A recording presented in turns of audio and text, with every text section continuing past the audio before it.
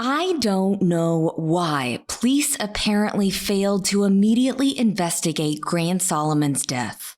But when we look at what happened just on July 20th, 2020, we see so many red flags that we need to talk about. The more we find out, the less Aaron Solomon's story makes sense. My name is Mandy Matney. This is True Sunlight, a podcast exposing crime and corruption previously known as the Murdaugh Murders Podcast. True Sunlight is a Luna Shark production with reporting and writing from journalists Liz Farrell and Beth Braden.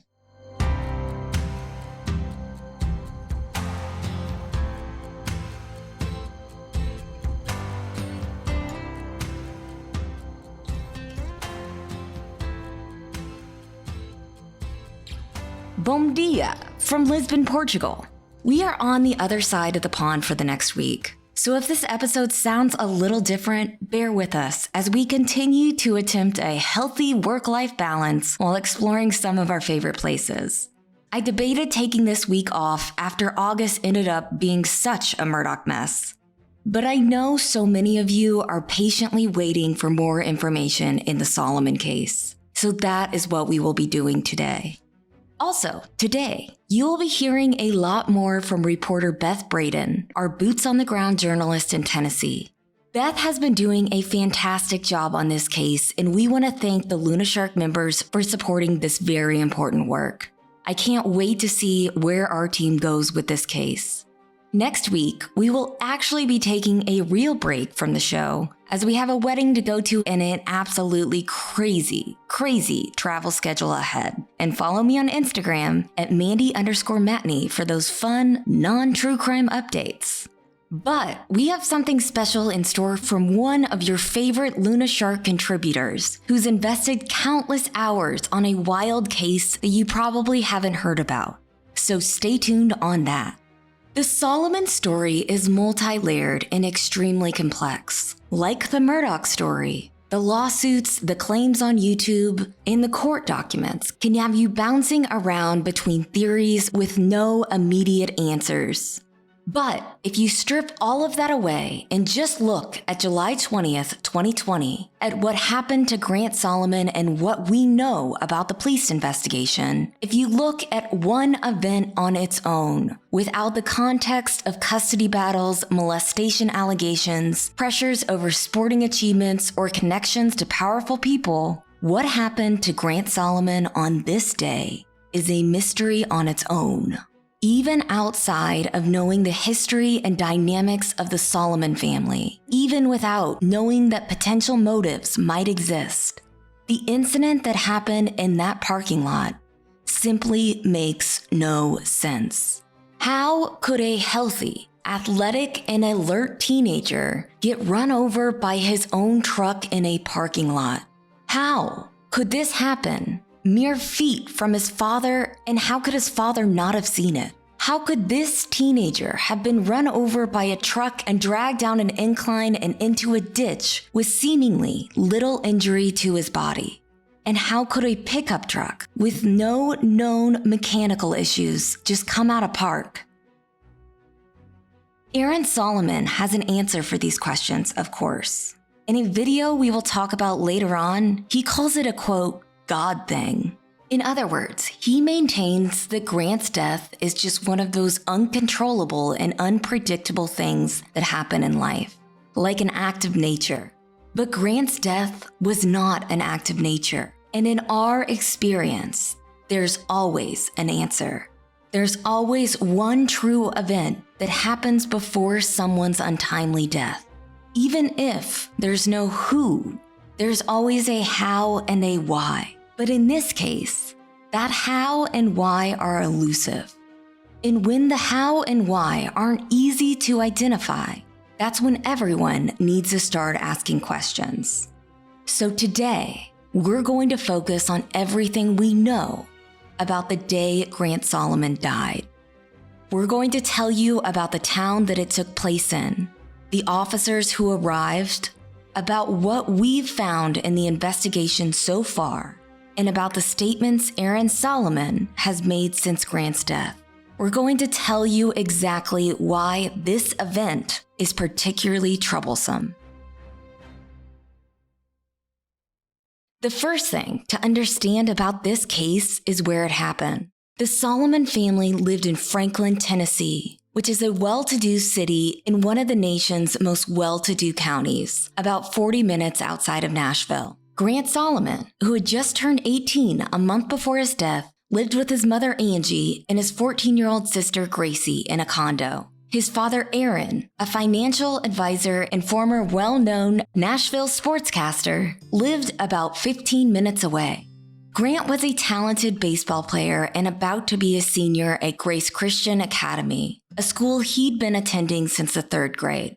In the summer of 2020, Angie and Aaron signed Grant up for a private pitching clinic at a place called Ward Performance Institute in Gallatin, Tennessee, which is just over an hour from Franklin on the north side of Nashville. Real quick, let's talk about Gallatin. The town, now with a population of about 46,000 people, was one of the last to integrate in the South. Today, it is one of the fastest growing areas in Tennessee, and it's known for its diversity, its resident spirit of volunteerism, and their devotion to their faith, according to the Reader's Digest.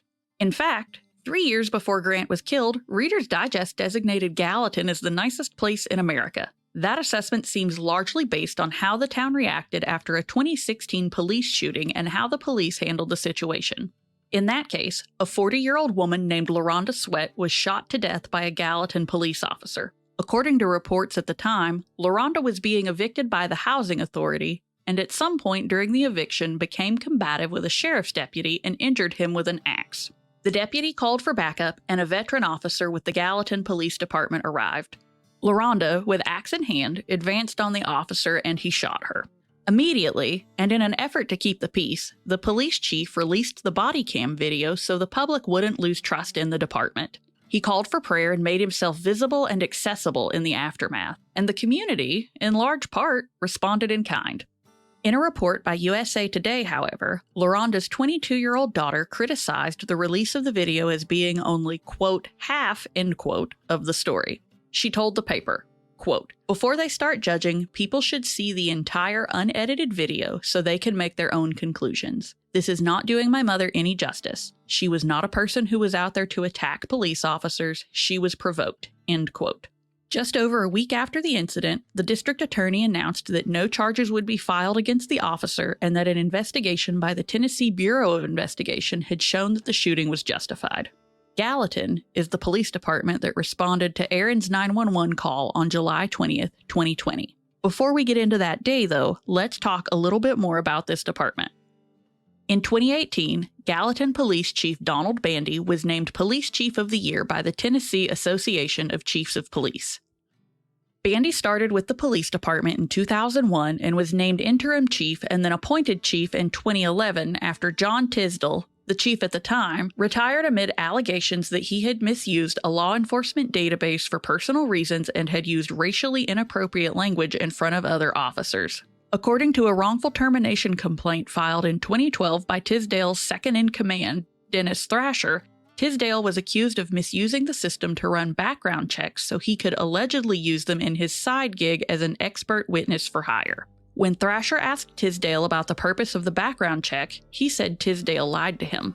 After Thrasher reported the incident and Tisdale stepped down, Thrasher was fired by Chief Bandy, officially for misusing his police vehicle, submitting false timesheets, and secretly recording his coworkers, which, the latter one, he actually did. Thrasher maintains he was fired for being a whistleblower, that his termination was in retaliation for those secret recordings. According to the complaint, Chief Bandy was also accused of making, quote, several racially suggestive comments about a pair of African-American colonels serving with the Tennessee Highway Patrol, end quote, in one of Thrasher's secretly recorded conversations. The district attorney at the time declined to file charges against Tisdale, and in 2014, Thrasher's lawsuit was dismissed by a federal judge. Okay, now the Gallatin Police Department is not a large agency, but it's also far from small. I called Gallatin PD this week to find out how many officers are on the force, but the woman who answered the phone declined to answer that question until she could, quote, check with her supervisor, end quote. As of Wednesday, we had not heard back from her.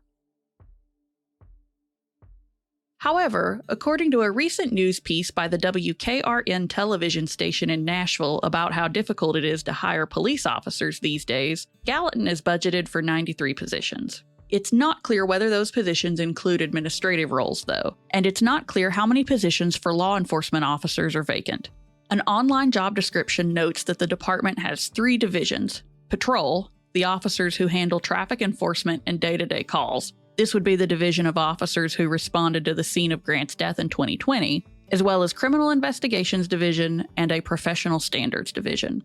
Gallatin Police Department reports handling about 56,000 calls for service a year. Calls for service is a metric that generally shows how busy any given police department is. Calls for service can include everything from patrolling businesses at night to responding to a shooting. And when we say patrolling businesses, we have seen agencies pad their numbers by counting every exterior check of a building as a call for service. Just to give you something to compare it to, the town of Bluffton in South Carolina has about 14,000 fewer residents than Gallatin and a much smaller police force, but sees almost as many calls for service as Gallatin PD does. Gallatin PD was most recently in the news this past July because of another officer-involved shooting that is currently being investigated by the Tennessee Bureau of Investigation. In that incident, a 20-year-old armed man was approached by 2 officers while seated in his vehicle. He was told to exit the car. When he did, he apparently got into a struggle with one of the officers and shot him. The other officer then shot and killed the man. The officer who was struck by a bullet was taken to a hospital and treated for non-life-threatening injuries, according to news reports. According to annual Tennessee incident-based reporting data, Gallatin officers mostly encounter crimes such as simple assault, illegal drugs, shoplifting, and vandalism. In 2020, Gallatin PD handled 1 murder case. Grant's case, obviously, was not considered a murder by law enforcement and still isn't. So that's a snapshot of the Gallatin Police Department. It gives us a general sense of who they are as a department. We're not saying they're good old boys quite yet, but let's just say that duck is starting to quack.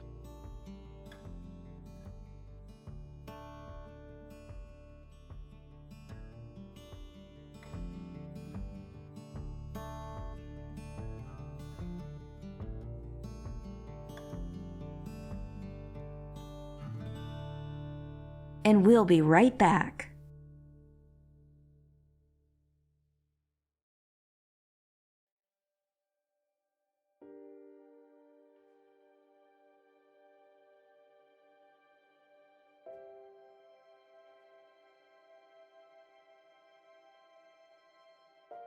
On the morning Grant was killed, Gallatin police officers began to arrive around 8:48 a.m., about 4 minutes after the call came in.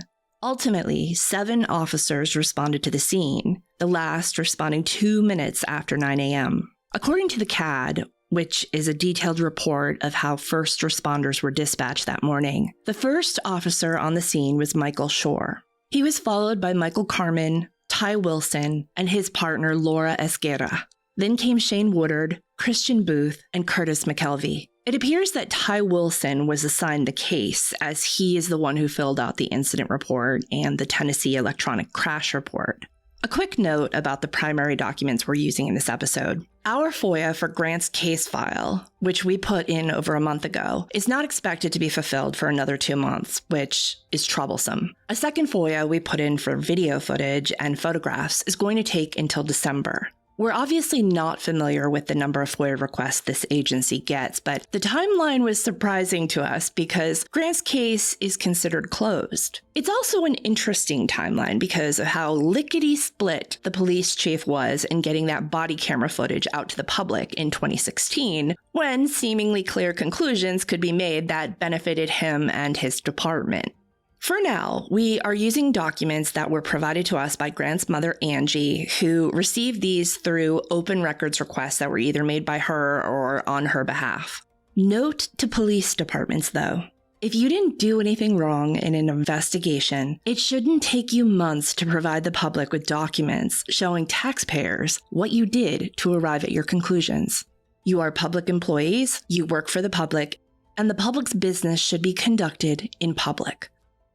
So, Ward Performance Institute is on South Water Avenue, or Highway 109, just over 2 miles south of the town square in Gallatin's historic downtown district. As we said in our first episode about the Solomon case, Grant was killed about 3 months into the COVID shutdowns. According to traffic data from the Tennessee Department of Transportation, like all roads, this section of highway saw a dip in traffic, a 17% dip to be exact.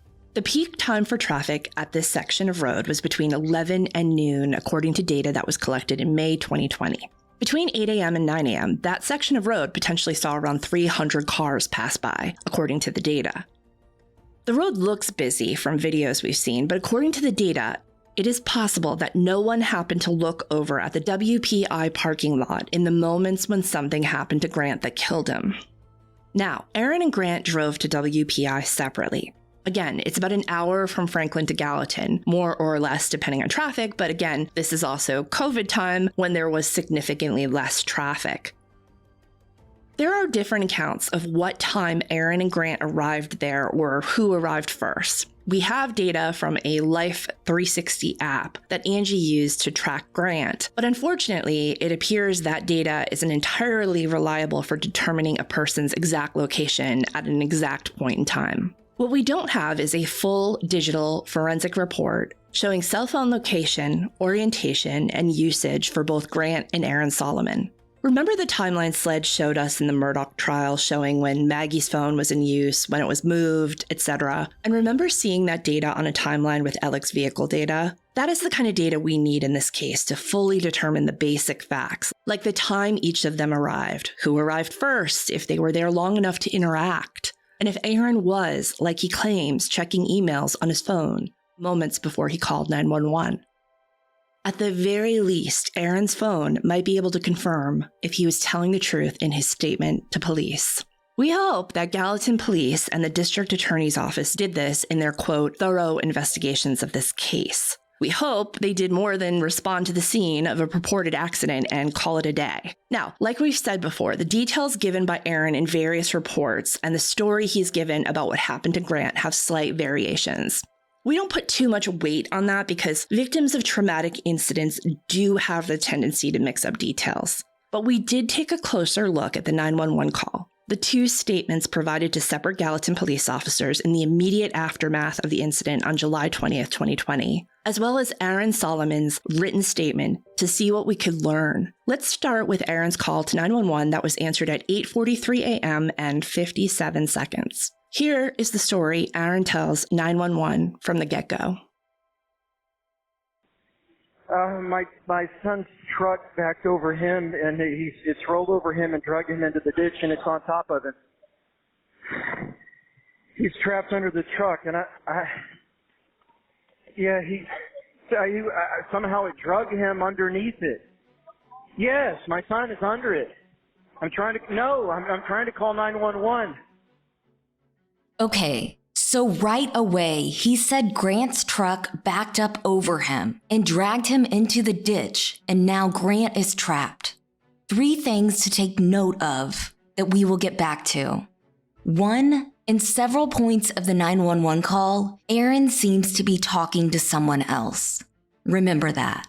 2, he can't really answer whether or not Grant is awake, and it's hard to tell if he is actually by Grant's side. And number 3, he uses the word trapped.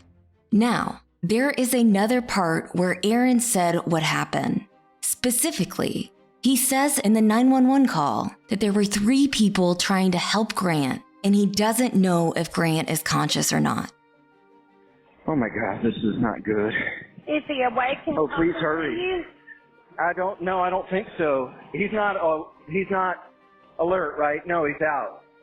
And he's trapped. I got 3 guys here, and he's trapped under the truck. Okay. Oh my God. Here's another point where Aaron seems to be talking to someone else. Aaron then says that the truck somehow backed up over Grant after he was just getting out of it. It's a white truck. That's my son. It's somehow backed up. Yeah. Yeah, I'm on with 911 right now. Oh my God. Oh my God.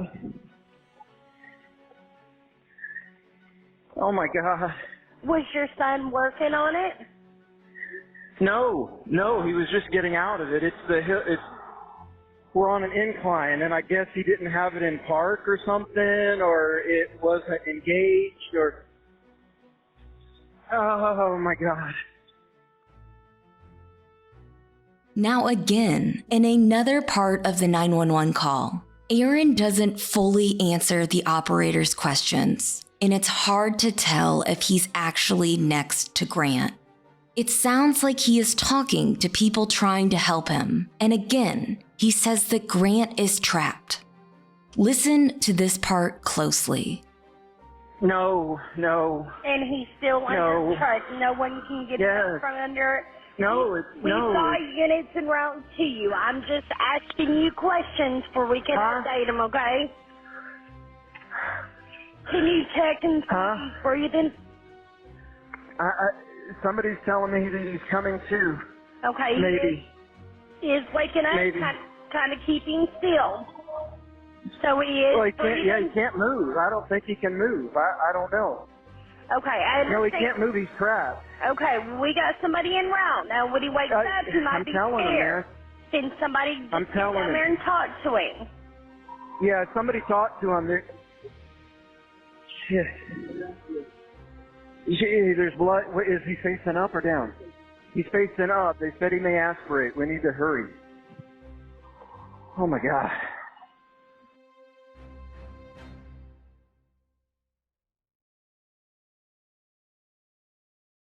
At the end of the call, it says Aaron is close to Grant and he is speaking as though Grant is now awake. Notice, he still says we, referring to other people who were apparently on the scene. So does he have blood coming out of his mouth? Yeah, there's blood coming out. Yeah, somehow it drug him down, I think. I don't know whether it wasn't in park or what, or if it didn't engage the brake, or it drug him underneath somehow. Okay. They said he's facing up. Okay. But he's bleeding from his mouth. So, Grant, turn your face to the side if you can, barely, but be careful. Don't move him, okay? We can't move him. We can't move him. Oh my God. At that moment in the call, it's clear first responders were now on scene, and this is when the 911 call ended. We'll be right back.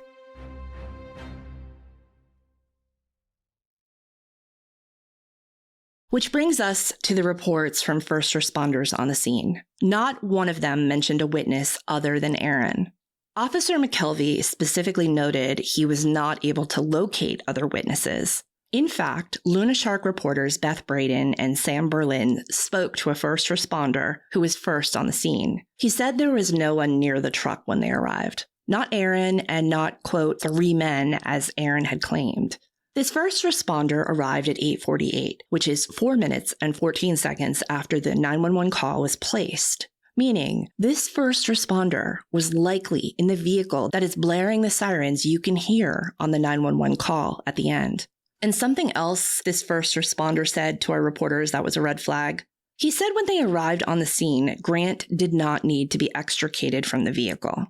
A written report from the EMTs noted that the weight of the truck was not on Grant, and that Grant was under the front of the truck between the 2 front tires. First responders secured the wheels of the truck because they were told it was a rolling event, meaning they were reacting to the information they were given by 911 dispatchers and not necessarily what they were observing in front of them. They also jacked up the front of the vehicle for easier access, but Grant could have been moved without the jacks in place, according to this first responder. And yet Aaron told the dispatcher that the 3 men couldn't get Grant out. The first responder we spoke with said that when he and the other responders arrived, Aaron was standing at the top of the hill, not near the truck at the bottom. In fact, this first responder remembers that when they arrived at 8:48 a.m., no one was with Grant. Aaron and a few other people, presumably the 2 coaches who were inside of WPI when this happened, were all standing up in the parking lot and not near the truck at all. Also, and this is perhaps the most heartbreaking moment in all of this, No one tried to ride to the hospital with Grant, according to this first responder. All told, EMTs were only on the scene briefly. They got Grant out from under the truck, and they left with him about 10 minutes later. The first responder told us there were still signs of life when they left. A life flight was called, but then canceled. So, if Aaron wasn't near the truck when first responders arrived, is that why he couldn't answer questions as to if Grant was conscious or breathing? Why did Aaron say Grant was trapped if Grant wasn't trapped? And why did he say there were witnesses there if there weren't? McKelvey's report specifically states that he had spoken with the 2 employees who were inside the gym at the time. Yet there is no other evidence of either employee being fully interviewed about what they heard. Neither appears to have been asked to submit a statement. One thing we want to note, by the way, is this. Sometimes responding officers will listen to the 911 call on their way to the scene, or after getting to the scene, so they know what the caller said and what the caller's demeanor was in the recording versus what they're seeing in front of them. Additionally, officers will usually listen to the 911 call before writing their incident report, again, to ascertain that the things they learned at the scene from the caller jibe with what they initially told the dispatcher. So it's confusing to us why the responding officers didn't seem to notice that Aaron had told the dispatcher that there were people on the scene when they couldn't locate any witnesses after they got there. And it's confusing to us why other first responders didn't see anyone else near the truck when they arrived right as the 911 call was ending. That brings us to Aaron's 2 statements to police and his written statement, which he wrote while he was still on the scene and Grant was being attended to by paramedics. To Officer Shore, Aaron said he was, quote, doing some work in his car when he heard a loud noise, looked up, and saw the truck wasn't there. Aaron got out of his vehicle and noticed the truck had rolled into a ditch. Aaron stated he saw his son under the truck and called 911, end quote. To Officer McKelvey, Aaron said he, quote, saw Grant get out of the truck and walk toward the back door area. He then noticed the truck was no longer beside him and he started to get out and look, and he heard a large crash and observed Grant under the vehicle. Solomon stated that he called 911 at that time and attempted to help his son, end quote. Not that much different there, but in Aaron's written report, which he wrote before he went to the hospital, he said, quote, my son Grant and I pulled into WPI separately, parked side by side. I was still in my car, but noticed my son got out to get his baseball gear out of the back of his truck. I looked down to check a work email, and the next thing I know, I hear and see the truck rolling backwards into the ditch. I get out of my car to try and find my son and saw that he was trapped underneath the truck and immediately called 911, end quote. In his written statement, he didn't say that he had heard a loud noise that caught his attention. He also said he looked up and saw Grant's truck rolling backward into the ditch. However, in his statements to officers, he said that when he looked up, the pickup truck had already rolled into the ditch. This was a big one for us. And again, I realize that it's normal for victims to get details mixed up in the aftermath, but that's kind of a big detail. If he heard the crash, wouldn't the gym employees inside have heard it too? Both employees later told a private investigator hired by Angie that they hadn't heard anything. If Aaron had seen the truck rolling, wouldn't he have heard Grant screaming for help or making any noise at all? And if so, wouldn't he have mentioned that? Why does Aaron keep saying Grant was trapped underneath when EMS said he wasn't trapped? In their report, the lead paramedic wrote that Grant was, quote, underneath the front of the truck between the 2 front tires. However, the weight of the vehicle was supported by the wheels and was not being exerted upon the patient, end quote. And why don't any of these reports mention the mysterious other people that Aaron mentions in the 911 call? Aaron is consistent in his story that he was in his car and on his phone answering messages when this occurred. In other words, he's consistently made it clear that he and Grant did not interact when they both pulled into the parking lot, which is interesting because up until the last minute, Angie had told Aaron that Grant didn't want him there. It wasn't clear until right before Grant left that morning that Aaron would be coming to the clinic, something that Grant said he was okay with because he was worried he would have an asthma episode. Now, while police apparently didn't collect an official statement from gym employees on the scene, a PI hired by Angie Solomon did. Again, neither Tyler Mark nor the other coach, Drew Hall, saw or heard anything. They were inside the windowless building preparing for the appointment. They came out less than a minute into Aaron's 911 call. According to a report from a private investigator hired by Angie, Drew and Tyler saw the truck in the ditch and Aaron was on the phone with 911. Is Tyler who Aaron was talking to in the 911 call? It's hard to tell. Tyler spoke to Angie's private investigator. Here's what his report on that conversation said. Aaron did not go down into the ditch, but stood up at the top of the ditch waiting for the ambulance. He stated that Aaron was very upset and crying. Mr. Mark advised that shortly after he came outside, a man pulled up in a gray pickup truck and parked the truck awkwardly in the lot. The man asked if he could do anything to render assistance, but he was told that 911 had been called and that EMTs were on the way.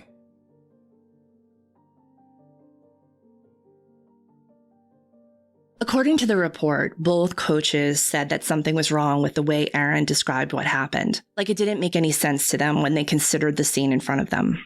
Now, considering these slight inconsistencies that police gathered initially from Aaron, it's really frustrating as to why there weren't more interviews or follow-ups. This is becoming a common theme with a lot of the cases we look into involving suspicion of cover-up and corruption. The little police work we're able to see that went into these investigations is sometimes so brief it's hard to tell if this is incompetence, corruption, or just plain laziness.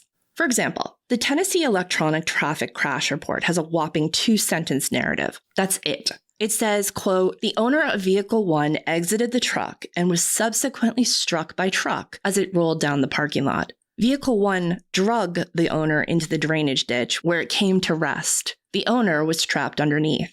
Aaron was the only one on scene saying that Grant was dragged and then trapped by his own truck. So why does the crash report taken by Gallatin officer Ty Wilson state this as fact? It bothers me when police reports state something as fact without saying how they got that fact. It means something completely different when they know something from camera footage, for instance, which in this case they didn't, or they know something because someone told them it. They apparently just took Aaron's word for it, wrote it down, and went along with it without much question as far as we can tell.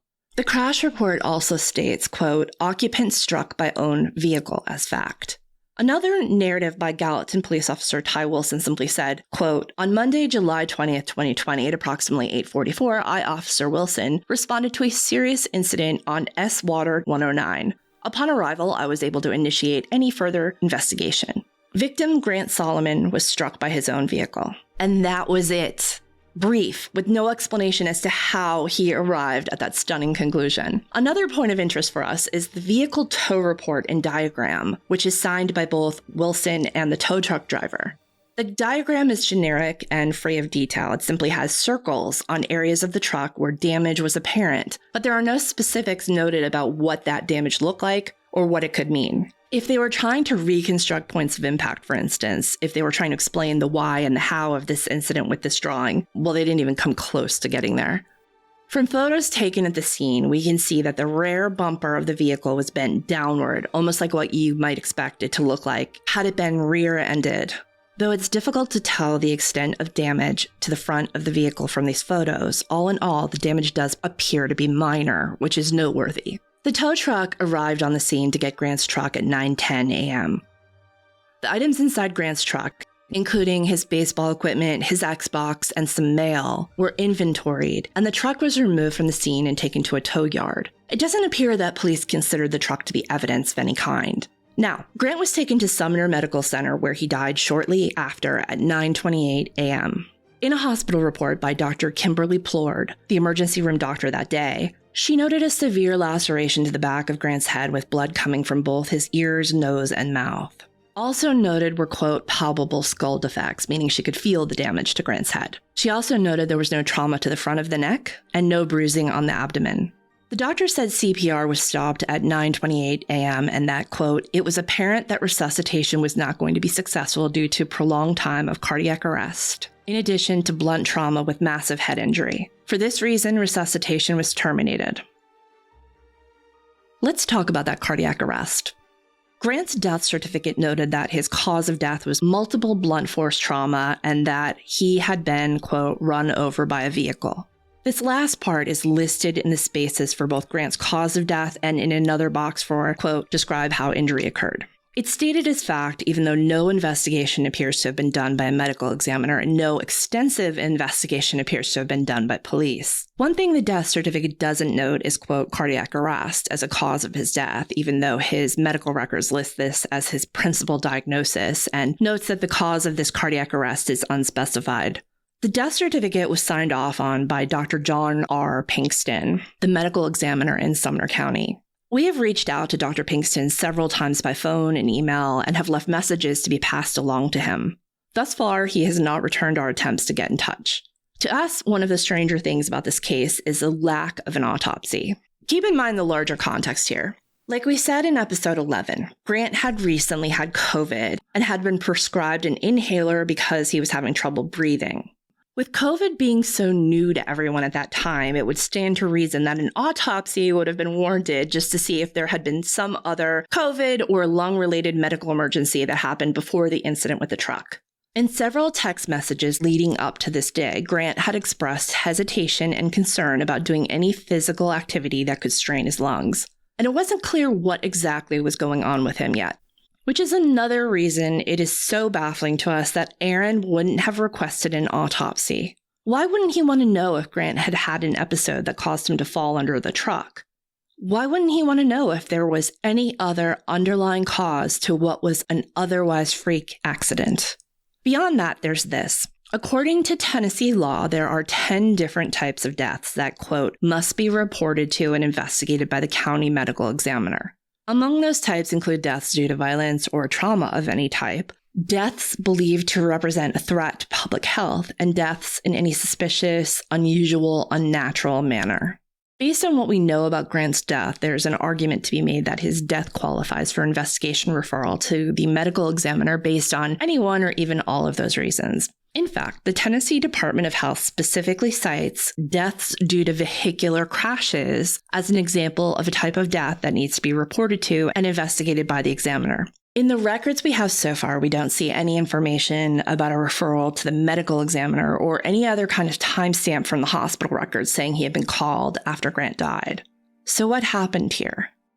Even taking Aaron at his word, even without suspecting that there was foul play here, it would seem that an autopsy would have been a logical and legal next step. Now, let's go back to the scene of the crash. According to the EMT report, Grant started receiving CPR at 8:53 a.m. Paramedics administered oxygen, fluid, and epinephrine in an attempt to save Grant, and they intubated him to help him breathe. The ambulance left the scene at 9:03. An evidence and property control form from the police department lists only a CD with photos and, quote, statements. It's interesting that statements is plural because the only statement we appear to have is Aaron's written statement. In addition to the toe-in diagram that we talked about earlier, there's another drawing we need to mention. But let's start with this fact first. The Gallatin Police Department has a seasoned fatal accident reconstructionist on their command staff. According to the agency's website, Captain Bill Valdick has been part of the department's accident reconstruction team since 2000. And according to the list of officers who responded to the scene of Grant's fatal accident, Valdick was not called to the scene. And yet we have what appears to be another poor attempt at accident reconstruction. A not-to-scale diagram showing an overhead view of the scene and approximately where the truck had been parked before the crash, as well as an estimated path across the parking lot and its final resting spot in the ditch. Like so many things in this case, this diagram raises more questions than it answers. The diagram marks the driver's side door area as the first area of impact. Then it supposes that the truck approached the ditch. Grant was lying underneath it with his head near the rear driver's side and his feet near the rear passenger side. Then it notes the resting place of the vehicle in the ditch without a clear notation of the position of Grant's body. The position of the truck does not accurately represent its final resting place that we can see in the photos we have from the scene. This poor attempt at accident reconstruction does not include exact measurements, nor does it show an accurate placement of where Grant was found. We don't know whether any of the other responding officers were part of the department's accident reconstruction team, but we do know that according to the Peace Officer Standards and Training Commission in Tennessee, none of the 7 Gallatin police officers who responded to the scene that day appear to have any continuing education or specialty certifications in accident reconstruction listed in their files. Now, another strange thing to note. It doesn't appear that law enforcement, i.e. the investigators, examined the parking lot or the alleged path of the truck for blood or other tissue to suss out where Grant's initial fall would have been or to discern where he might have fallen and hit his head before being dragged.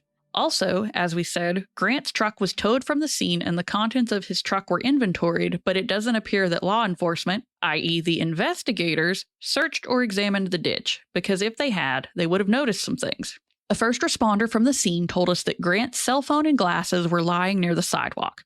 A photo from the scene shows Grant's Grace Christian Academy ball cap lying underneath the truck. According to Angie, the hat was retrieved when Grant's cell phone resurfaced. We know officers looked inside the cab of the truck because there's a photo of it.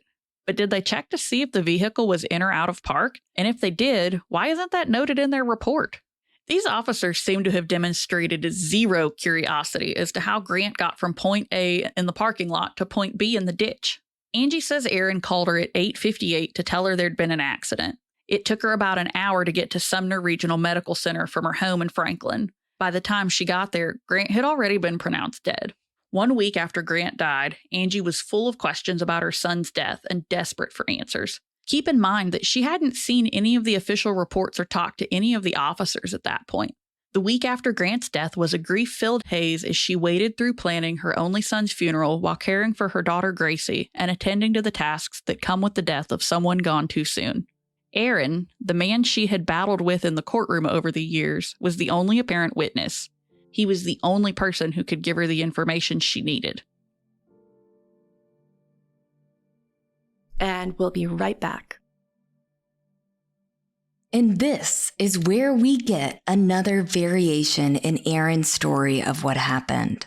Angie and her best friend Melanie Hicks, who Angie calls Mel, went to Aaron's home in Franklin on July 27th to see the truck, which Aaron had driven home from the tow yard just 2 days after the incident that killed Grant.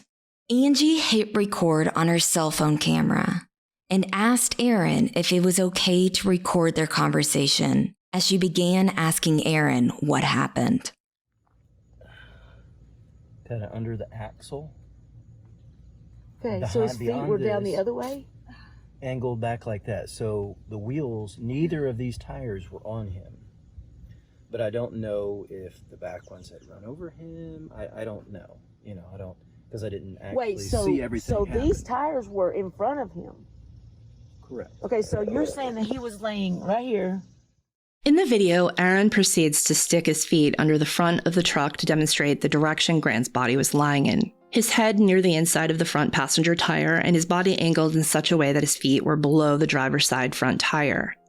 Aaron went on to tell Angie that when he first began walking toward Grant's truck in the ditch, that he was looking through the windshield thinking Grant would be sitting in the driver's seat. Instead, he said as he got closer, he could see Grant's head and his red t-shirt under the truck.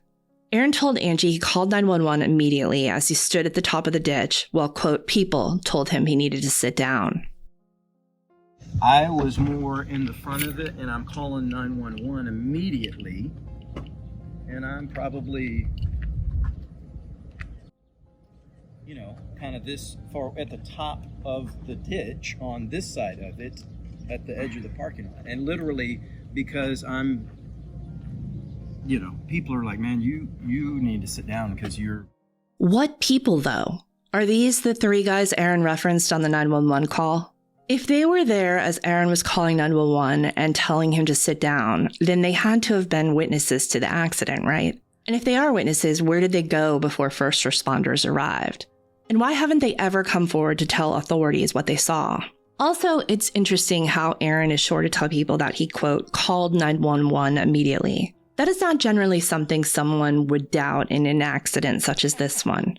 Of course, a father is going to call 911 right away. So why does Aaron feel it's so important to note this repeatedly? Is it because he didn't want to be accused of wasting time trying to rescue Grant himself, or is it something else? Whatever the reason, this is a piece of information that Aaron seems intent on making clear. In the video, Aaron goes on to tell Angie that, quote, 2 dudes came and everybody was afraid to try to move the truck because it was, quote, unstable.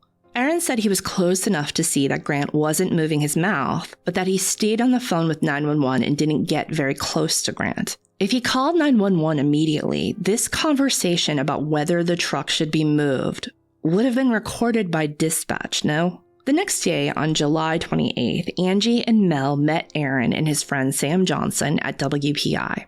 Aaron drove Grant's truck back to the scene that day and appears to have parked it in the same spot where Grant had parked it just 8 days prior. Angie was again recording the conversation. Aaron tells her what happened just before the crash.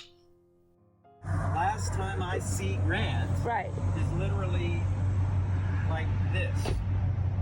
And I see him, I don't see the truck rolling yet. Well, yeah. I don't even see it roll until I see it kind of settling back there. Right at that time, I get like a word email, and I'm like, I just look down for a second to see. So I didn't see to the point where he gets to this. Did you catch that? Aaron says, I don't even see it roll until I see it kind of settling back there. And he gestures toward the ditch. In his handwritten statement to police, the same one Angie hadn't seen yet on July 28th, 2020, Aaron wrote, quote, I look down to check a work email, and the next thing I know, I hear and see the truck rolling backwards into the ditch. So did he or didn't he see the truck roll? Aaron again tells the story of walking down the parking lot and realizing Grant wasn't in the cab of the truck, but he could barely see him underneath, he said, so he called 911. By this point in the video, Aaron, Sam, Angie, and Mel are all standing on the edge of the parking lot looking down into the ditch. This time, when he tells the story, he says that, quote, somebody had just run out and said, man, you need to sit down, and he appears to gesture toward WPI. Again, wouldn't this moment have been captured on the 911 call?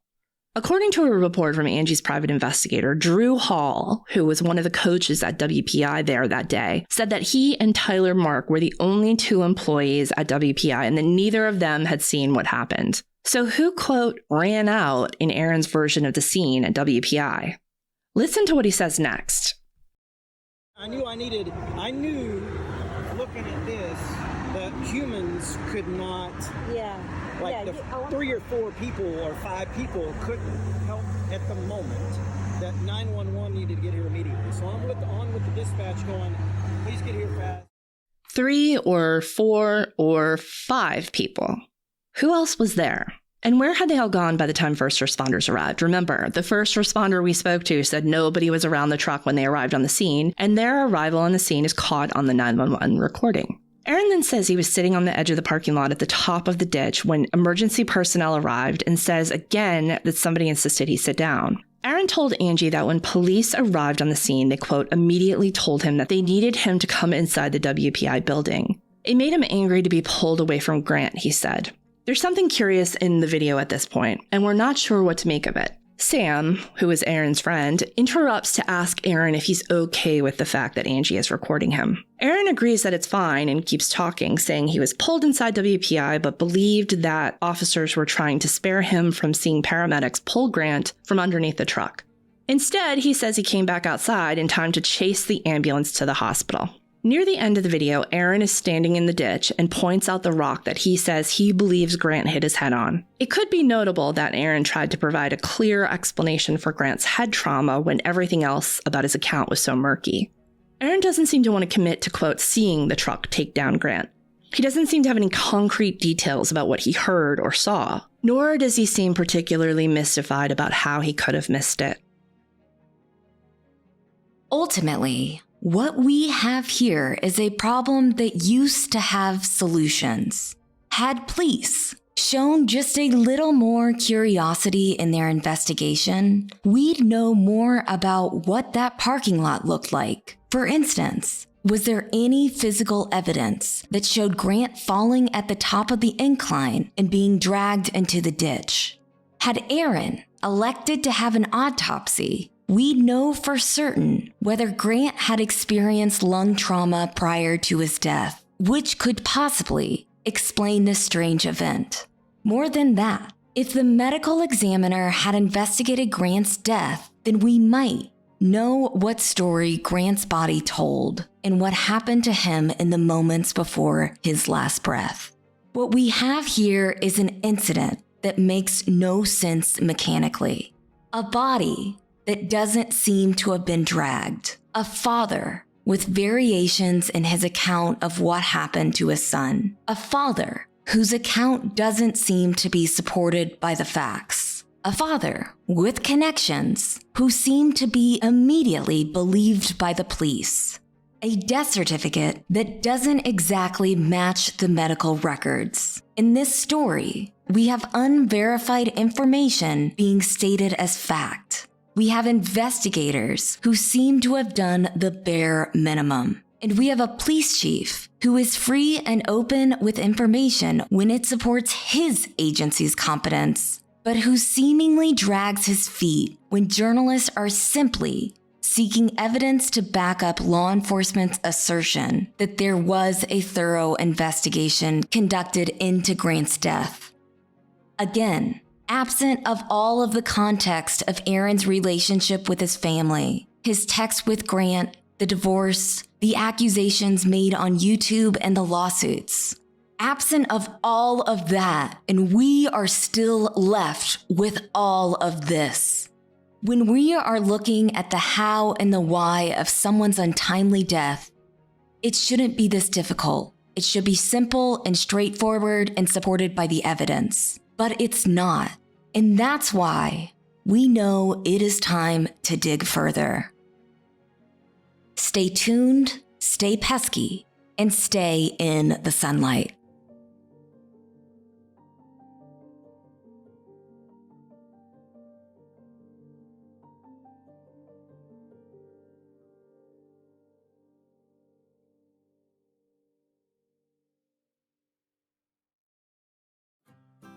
True Sunlight is created by me, Mandy Matney, co-hosted by journalist Liz Farrell, and produced by my husband, David Moses. True Sunlight is a Luna Shark production. Right, Luna?